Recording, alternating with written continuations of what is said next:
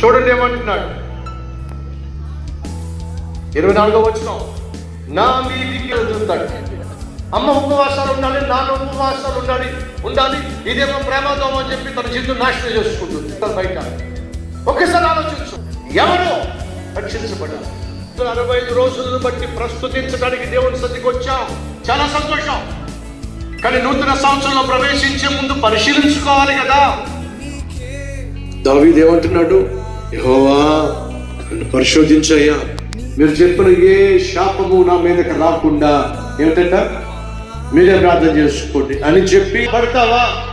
పశ్చాత్తాపడితే క్షమించబడతావు, పశ్చాత్తాపడితే నూతనపరచబడతావు, పశ్చాత్తాపడితే కనికరించబడతావు, పశ్చాత్తాపడితే నూతన సంవత్సరంలో నూతన వ్యక్తిగా ప్రవేశిస్తావు. ఆ మొసలే మనిషిని చంపుతుంది, కానీ నువ్వు చేస్తున్న పాపం నిన్ను నరకానికి తీసుకెళ్తుంది.